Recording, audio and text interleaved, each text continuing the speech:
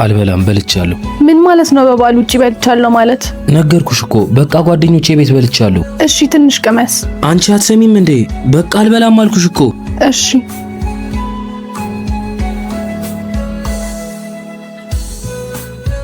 ዮናስ ወዴት ነው የምትሄደው? ማዘር እኮ ዛሬ እየመጣች ነው እኮ። ትምጣ። ለበዓል መስጠት ያለብኝን ሰጥቻለሁ አይደል? አቅርባችሁ ብሉ። ቆይ አንተ እንዴት ነው የምታስበው? ምግብ አታ ይመስላል እዚህ የምትመጣ? እኔ ለምን እንደምትመጣ ምን አውቃለሁ? ቆይ የሆንከው ነገር አለ እንዴ? ምንም አልሆንኩም። ዛሬ አምሽተህ ትመጣና የመጨረሻችን ነው እሺ የሚሆነው? ምን ልትሆኚ? ከእናቴ ጋር ብሬ ነው የምሄደው።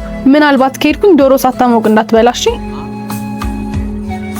ቆይ አንቺ ከኔ ምንድነው የምትፈልጊው? ለምንድነው የምትጨቃጨቂኝ? እኔ አልተጨቃጨቅኩም። ቤትህን ግን እየተውክ ነው። ከምንም ነገር በላይ ለኔ ትልቅ ቦታ ያለው ጊዜን እንኳን እየሰጠኸኝ አይደለም። የምርሽን ነው እንዲህ እየሆንሻለሽው? ማርያምን ዮናስ የመጨረሻ ደረጃ ላይ እየደረስኩ ነው። ይሄን ያህል ያስደበርኩሽ አልመሰለኝም።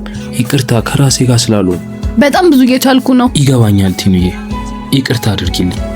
በእናትህ ከዚህ በኋላ አትድገመው። ቲኑሙች ካም በኋላ አልደግሞም። እሺ